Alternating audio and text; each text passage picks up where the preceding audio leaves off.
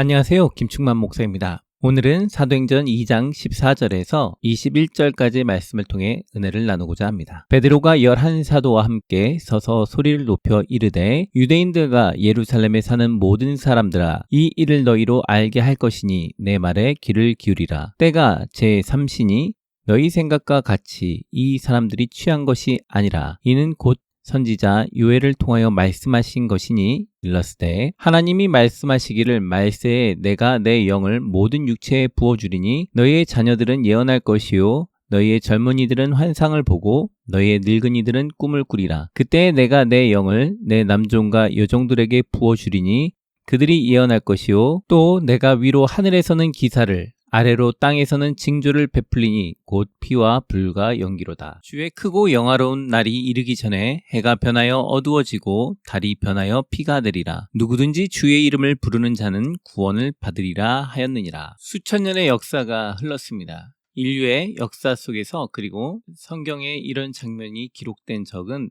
딱 이번이 처음입니다. 사람들은 너무나 놀라버렸습니다. 자신들이 보지도 듣지도 못했던 광경을 처음으로 보고 있기 때문에 그렇습니다. 그것은 사람들이 각자 다른 나라 말로 하나님을 찬양하는 소리를 듣고 있기 때문입니다. 이것은 누가 계획한 것도 아니고 성령께서 계획하시고 이루신 일입니다. 그래서 사람들은 저마다 해석할 수 있는 경험적인 방법을 동원해서 새로운 술에 취했다, 혀가 꼬여서 그렇다라고 이야기를 하였습니다. 그러자 제자들은 지금 아침 9시인데 아침부터 술에 취한 사람이 어디 있느냐, 이것은 술에 취한 것이 아니라 성령에 취한 것이다 라고 설명을 하고 있습니다. 술에 취하여도 자신의 의지대로 걷지도 못하고 말하지도 못하는 것처럼 성령에 취한 사람들은, 성령의 임재로 가득한 자들은 자신의 의지와 상관없이 하나님을 찬양하는 말을 전하고 있습니다. 자신의 의지대로 살아가는 것이 아니라 성령의 의지대로 뜻대로 움직이고 있는 것입니다. 요한복음 21장 18절에 보면 내가 진실로 진실로 너에게 이르노니 내가 젊어서는 스스로 띠띠우고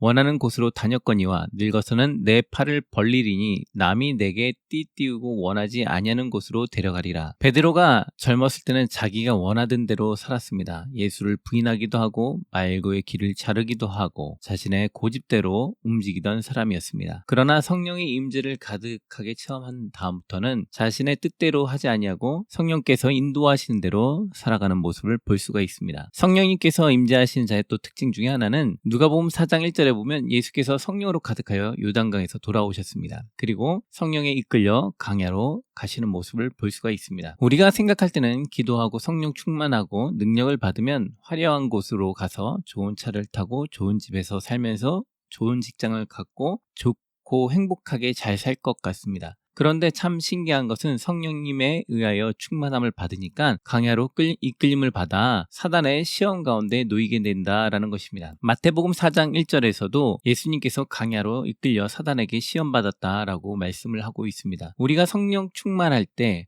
오히려 사단의 시험 가운데 놓이게 되는 것입니다. 하나님께서 이스라엘 백성들을 가나안 땅으로 입성시키시면서 계속 하시는 말씀은 그들에게 부하고 잘 살게 될 것이다, 행복할 것이다 라고 강조하고 있는 것이 아니라 그들에게 강하고 담대해라, 나의 말을 잘 지키고 순종해라 라고 하는 것을 우리는 지속적으로 볼 수가 있습니다. 우린 성령 충만한 가운데 우리가 살아가는 일상생활을 늘 살아가고 있습니다. 그리고 그 늘 일상생활 속에서 우리는 두려움과 염려와 싸우고 있습니다. 직장의 문제, 취업의 문제, 자녀 교육의 문제, 주택의 문제, 성장에 대한 문제, 경제적인 문제, 모든 문제들을 우리는 걱정하며 염려하며 살아가고 있습니다. 그럴 때마다 우리는 세상의 유혹과 관습과 풍습을 따라 그들처럼 돈을 벌어서 안정적으로 살 수 있을까라는 생각을 하며 세상의 법칙대로 살려고 합니다. 그러나 성령님께서는 성령 충만한 자는 하나님의 음성에 귀 기울이고 그 말씀에 순종하고 나간다고 말씀하고 있는 것입니다. 성령 충만을 받으니까 오히려 광야와 시험 가운데 놓여지고 그것을 통과하는 자는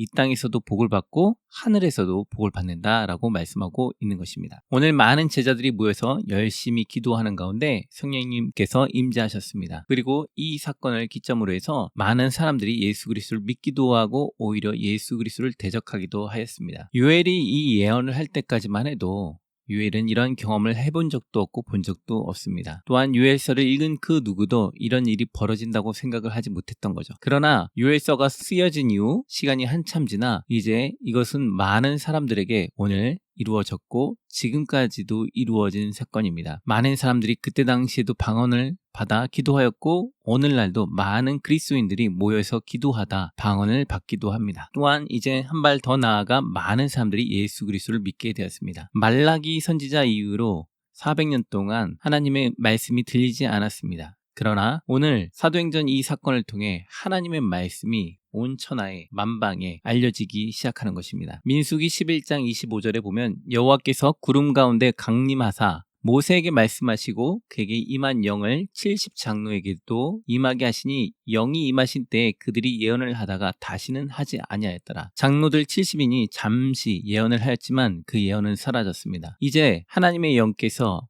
우리 가운데 임재하셔서 주의 제자들에게 지속적으로 성령께서 동행하시며 그들에게 꿈과 환상과 예언을 통해 주님의 나라와 주님의 의에 대해서 선포하시며 준비시키고 계시는 것입니다. 성령께서 임재하시면 두 가지 사건이 일어납니다. 하나는 초자연적인 은사가 임하기도 하고 또 하나는 현재와 미래가 점점 바뀌게 된다라는 것입니다. 오늘날 3포 시대니 7포 시대니라고 이야기를 하고 있습니다. 젊은이들이 꿈과 환상을 잃고 포기하며 지쳐가는 시대입니다. 자신의 인생을 생각할 때 빛보다는 어두움이 더 가득한 시대, 답답하고 의지할 곳이 없는 시대가 되어버렸습니다. 노인들은 꿈이 없고 안정적인 수입만을 원하고 그것을 통해 자신이 살다가 죽기를 원합니다. 청년들은 자신이 이루고 싶은 환상이 없고 꿈이 없고 오직 돈만을 위해서 살아갑니다. 청소년들은 미래에 대해서 꿈과 환상을 갖기보단 그냥 건물주가 되어 잘 살고 잘 먹기를 꿈꾸는 시대가 되어버렸습니다. 남녀노소, 어린이부터 나이가 많은 사람까지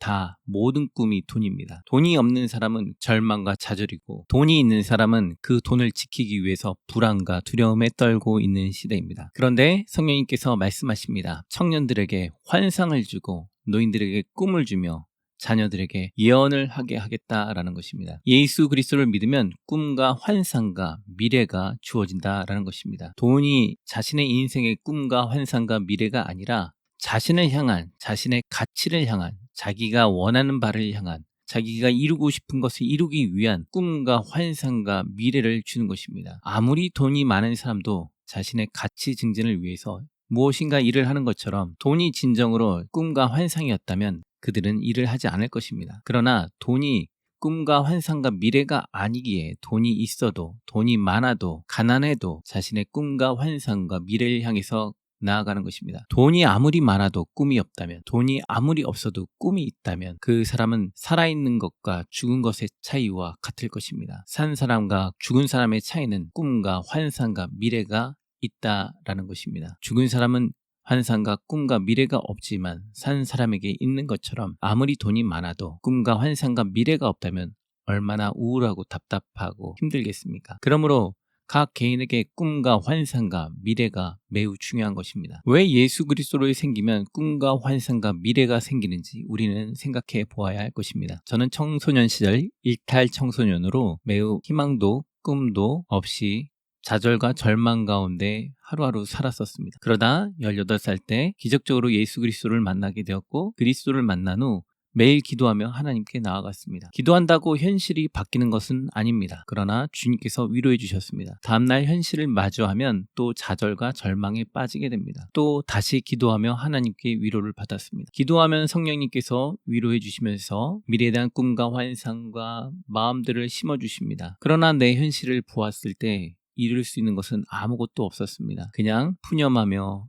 기도하며 다시 하나님께 매달리며 도와달라고 하루하루 달려갔던 것입니다. 그런데 그것이 점차 시간이 지나면서 시간이 지나고 또 시간이 지나니 나의 삶이 바뀌고 나의 서 있는 곳이 바뀌고 내가 마주하고 있는 장소가 달라지고 내가 마주하고 있는 사람들이 바뀌고 있는 모습을 보게 되었습니다. 시간이라는 것이 점점점 지나면서 과거를 보았을 때 나의 삶이 얼마나 하나님으로 인해서 행복해졌는지 돌아보게 된 것입니다. 현실은 지금도 암담하고 답답하지만 주를 의지하니 다시 용기를 내어 달려갈 수 있는 힘과 능력을 주시는 것입니다. 마치 가나안 땅을 향해서 정복하려고 달려가는 이스라엘처럼 현실은 그들이 갖고 있는 것은 아무도 없고 오히려 상대편이 더 대단한 능력을 갖고 있음에 그들은 두려워하고 떨리지만 주님의 말씀에 의지해서 하루하루 도전하면서 나갔던 것처럼 오늘날 우리에게 주어진 이 환경 가운데, 이 어려운 시대 가운데 이 답답함을 그 누구에게 말한다고 누가 알아주겠습니까? 그러나 주님께 푸념하며 주님께 하소연하며 주님께 눈물로 매일 기도를 뿌렸더니 시간이 지나니 바꾸어 주시는 것입니다. 제가 여름에 코로나로 인해서 일할 곳이 없어서 여름에 에어컨을 잠깐 일했었습니다. 에어컨을 일하러 갔다가 어떤 세탁소를 운영하고 계시는 분을 만났습니다. 그분께서 이야기하시는 이야기를 잠깐 들었는데 정말 집도 없고 아무것도 없었는데 매일 눈물로 교회 나가 기도했더니 정말 작은 칸에서 운영할 수 있는 세탁소를 주셨고 하나님께 매일 기도했더니 정말 아무것도 없는 집인데 딸들이 의사와 결혼하고 모습들을 보면서 하나님께서 부족한 자신의 가정을 축복하시고 동행하신다라는 것을 느꼈다라는 말씀을 들었습니다. 이처럼 인생은 한 번에 바뀌지는 않습니다. 많은 시간이 쌓이고 쌓일 것입니다. 근데 그 시간을 혼자 이기고 버티기 너무나 힘듭니다. 너무나 고통스럽습니다. 직장에 대한 불안감, 재정에 대한 불안감 너무 힘들고 어렵죠. 그러나 주님께 하나님께 하소연하며 기도하면 주님께서 당장 이것을 해결시켜 주시는 것은 아닙니다. 그러나 점차 무엇인가 하나님께서 해결해 주시는 것을 보게 될 거고 나의 삶이 바뀌고 내 마음이 바뀌는 것을 보면서 점점 승리하게 되는 것을 보게 되는 것입니다. 꿈이 없던 자들에게 꿈을 주셨고 미래가 없던 자들에게 미래를 주시고 미래에 대한 환상이 없던 자들에게 환상을 주시면서 그 일을 끝까지 감당해 나갈 수 있도록 하신 것입니다. 자기 주도적인 꿈과 환상에서 이제 주님 주도적인 꿈과 환상으로 내가 이 현실 속에서 힘들고 어려울 때 주님을 의지하며 절망 가운데 나아가도록 우리를 붙들어 주신다라는 것입니다. 내 뜻대로 사는 삶에서 이제는 주 뜻대로 사는 삶이 돼 버리는 것입니다. 주님께서는 우리를 배반하지 아니하시고 늘 신실하게 동행하십니다. 늘 아픈 마음을 가지고 눈물로 기도하시길 소원합니다. 하루에 1시간 눈물로 찬양을 틀어놓고 아픔을 주님께 아랜다면 주님께서 우리의 기도를 들으시고 우리를 좋은 길로 바른 길로 인도해 주실 것입니다. 제가 청년 시절에 느꼈던 건 돈 한 푼 없이 아무것도 없이 학력도 능력도 아무것도 없는 상태에서 매일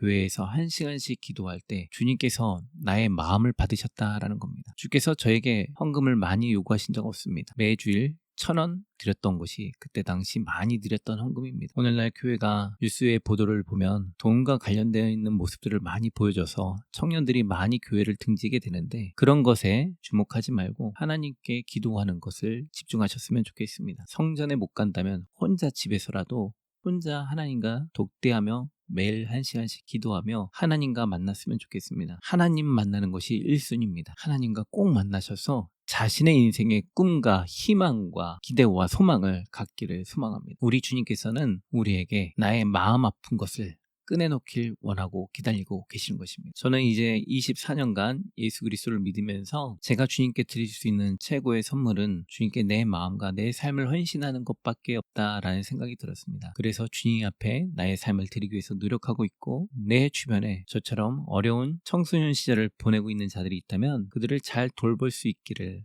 그들을 잘 돕기를 소망하고 기도하며 돕는 것을 꿈꾸고 있습니다. 하나님께서는 우리를 회복시키길 원하시고 우리를 통해서 우리 주변에 쓰러져 가는 자들을 치유하길 원하십니다. 주님이 원하시는 교회는 상처받은 자가 치유되어져서 상처받은 다른 영혼을 치유해 주시길 원하시는 것입니다. 오늘날 많은 청년들이 꿈과 희망과 소망을 잃어버렸습니다. 많은 청년들이 주님을 다시 만나길 원하고 주님을 찾고 찾음으로 꿈과 희망을 찾았으면 좋겠습니다. 단지 기도하면 도깨비망망이처럼 어떤 기도의 소원이 번쩍번쩍 이루어지길 소망하고 기도하는 것이 아니라 하나님께 자신의 마음과 슬픔을 아뢰며 주께서 기도에 응답하시길 간절히 기도하고 기다림으로 하나님의 크신 은혜와 위로를 받았으면 좋겠습니다. 많이 상담하다 보면 지금 내가 기도했는데 왜 응답 안 들어주냐고 바로 되길 많은 이들이 그렇게 되길 원하는데 그것은 적절하지 않습니다. 기도는 인내고 인내가 기도입니다. 참고 기도하고 기다림으로 주께서 이루어 주시는 것을 바라보길 소망합니다. 오늘 말씀을 통해서 느낀 점은 꿈과 환상과 예언하는 마음이